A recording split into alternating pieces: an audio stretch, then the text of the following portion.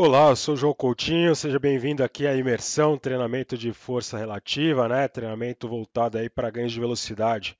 Para quem não me conhece, eu sou ali do site de Treinamento Esportivo. Te agradeço aí bastante a sua presença aqui, essa oportunidade que você está me dando de poder trazer aí um pouco mais aí de conhecimento, né? Então, eu quis começar de propósito com essa frase, né? Com esse mantra, né? Quem já viu ali o curso, o workshop de pliometria, ouviu ali o e-book de pliometria, eu gosto desses mantras, né? São algumas palavras aí, frases de sabedoria que me ajudam a nortear aí, às vezes o pensamento, né? Às vezes está meio confuso, tem aquela frase ali que você guarda na sua cabeça ali para te manter sempre ali bem orientado.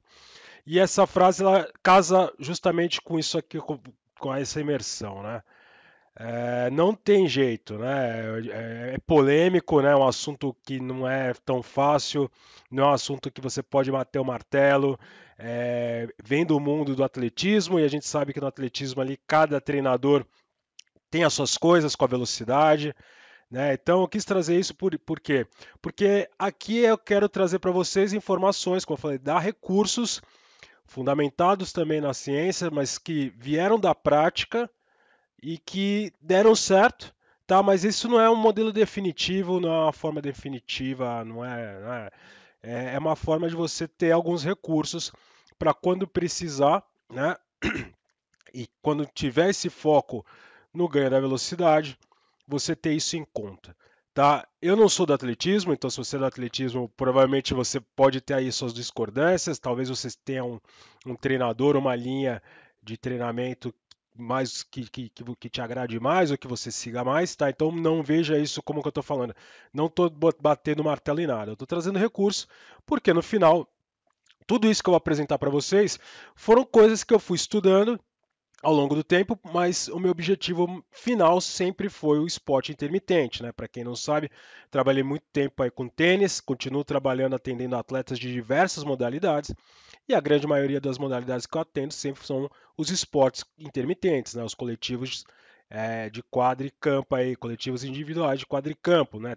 Eu atendo desde lutadores hoje a jogadores de futebol, jogador de basquete, de handebol, enfim. Então, uma série de esportes intermitentes, né? E também dentro do intermitente você tem uma outra questão que é você precisa buscar as informações lá no atletismo, porque é onde acontecem as expressões máximas das capacidades físicas, né? E aí quando você traz isso para o esporte intermitente, aí acontece aquela salada também, porque o esporte intermitente não necessita das expressões máximas, e aí vão ocorrendo assim uma série de adaptações, e aí eu acho que também quando você não tem uma base de apoio ali no atletismo, você também se perde, tá? Eu acho que isso é um fato, essa é uma opinião minha, tá? Pode ser que você não concorde, mas o esporte intermitente ele acaba ficando muito encerrado nele mesmo, na especificidade dele, né? E a especificidade do esporte intermitente não busca muito ali as capacidades, e eu acho que aí perde esse norte. Então,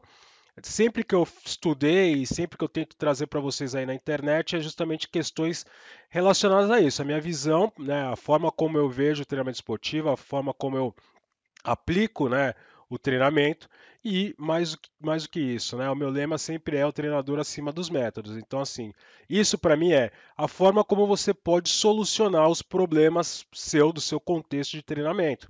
E você solucionar problemas, você precisa ter um pé nos fundamentos, percebe? Não dá para você criar soluções.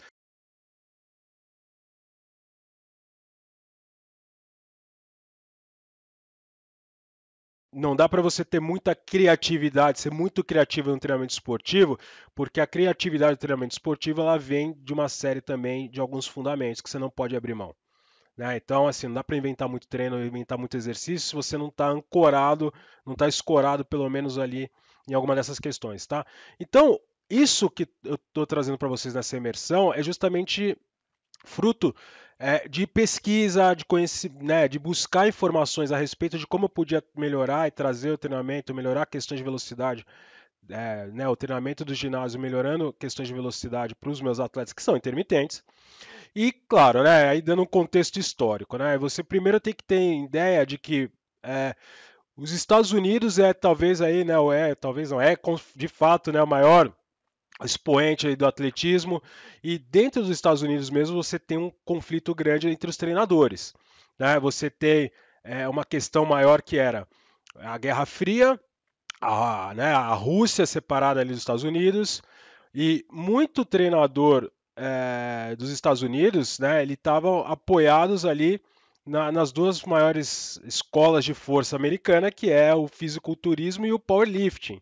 Né? Não era o LPO, o LPO era ao lado da Rússia. Né? Então, os métodos de treinamento norte-americanos eles ficaram muito também presos na questão aí mercadológica, né? A gente teve aí o crescimento dos anos 70 ali das academias com fisiculturismo, né? E você tinha como esporte que manipulava a força nos Estados Unidos o básico, não tinha o LPO, o levantamento olímpico dos Estados Unidos nunca foi uma grande expressão ali, né? Um grande nunca dominou o levantamento olímpico. E isso é importante para entender porque aí você vai entender na linha histórica, né? Que você tem ali dentro dos Estados Unidos, né? Depois que caiu o muro de Berlim, acabou a Guerra Fria, você teve os treinadores do leste europeu vindo para os Estados Unidos, né? E aí esse contato maior foi que desenvolveu, né? E trouxe mais essa linha de pensamento de que talvez treinamento de força, treinamento de, né? Principalmente baseado aí na taxa de força, não fosse algo tão ruim, prejudicial para os esportes de velocidade. Né? Você tem que lembrar que os Estados Unidos ele é assim, você teve um grande herói ali dos anos 90, 80, 90 ali que foi o Carl Lewis, né? Ele é talvez a lenda do esporte americano, que era aqueles caras que treinavam velocidade, mas não faziam força, né? Por quê? Porque justamente o que tinha de histórico de força era o cara fazer é, métodos de fisiculturismo ou métodos do básico, né? E aí os caras sempre tinham aquela questão do lento. Né? E depois você começou a ter caras que começaram a ganhar do Carl Lewis e que justamente tinham esse lado do leste europeu, né? Esse pensamento de calcado de muito na questão de treinar força, de fazer né, bastante taxa de movimento de força, que é força com cargas altas, né, principalmente. Né? Então isso foi gerando sempre essa divisão e os Estados Unidos tem mais um adendo aí, que é a velocidade ela não importa só para o atletismo, mas o outro esporte grande americano, né, o maior esporte americano é o futebol americano. E dentro do esporte futebol americano, você também tem as posições que são também ancoradas aí no atletismo, né? Você tem os corredores, os recebedores, são gente que precisa correr. Né? Então é muito ligado o treinamento do atletismo com o do futebol americano. E você tem ali o recrutamento do esporte americano, você tem ali aquela questão que são é, você fazer os testes físicos. Aí um dos testes mais fortes ali do futebol americano é o teste de 40 jardas, né, que justamente é o teste da velocidade máxima, né, nessa distância.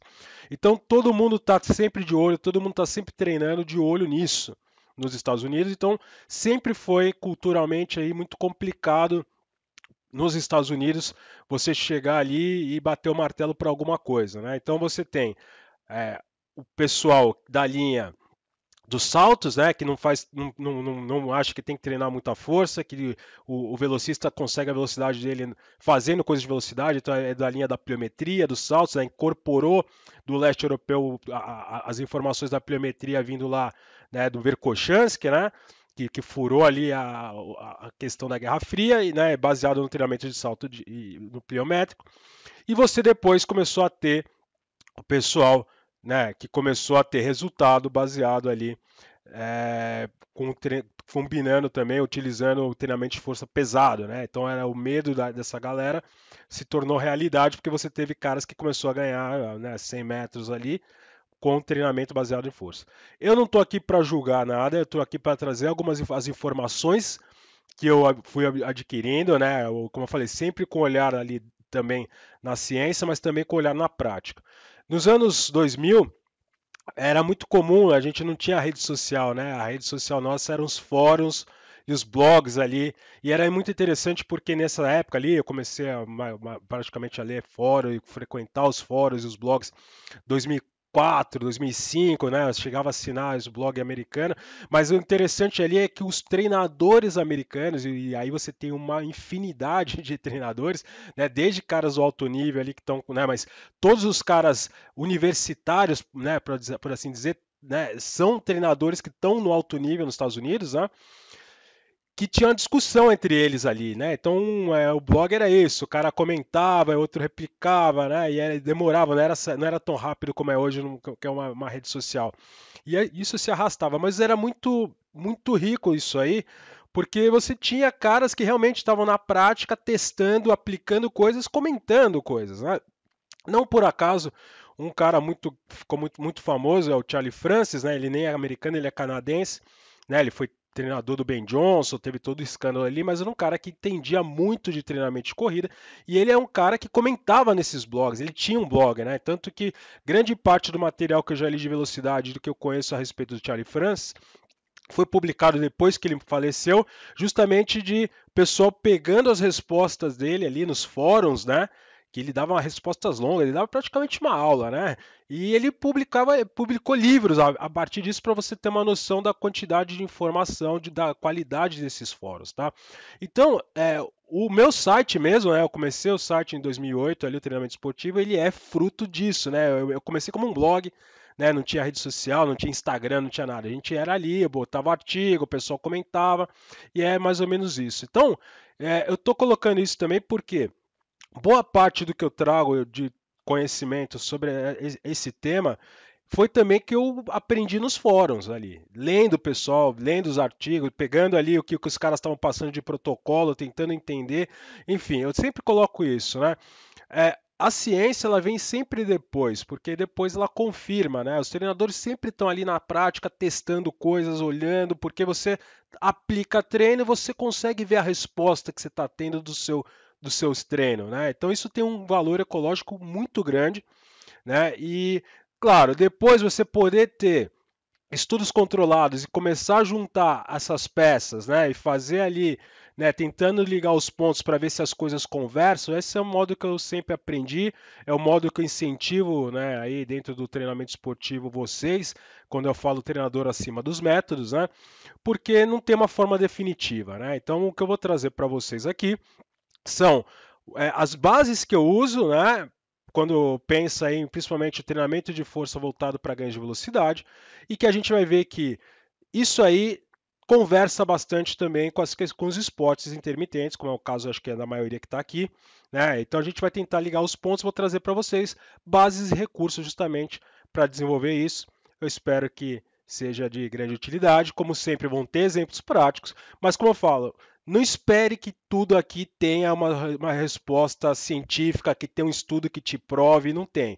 O que te prova é que muito cara, que a gente vai ver aqui alguns estudos de caso, aplicou com gente importante, né, e obteve resultados expressivos e continua tendo esses resultados. Então não me importa que não tenha um estudo aqui que pegue exatamente o método e investigue. Para mim o cara aplicou isso consistentemente ao longo do tempo e está tendo resultados. E outros treinadores começaram a usar ideias iguais, parecidas, adaptaram as ideias e continuam tendo resultados. Para mim isso aí já vale. Eu tenho um olhar bastante atento e vou buscar ali na ciência também alguns fundamentos para tentar explicar por que isso está funcionando. Então, essa é a ideia aqui, tá, da imersão. Espero que você goste. Vamos lá para a primeira aula.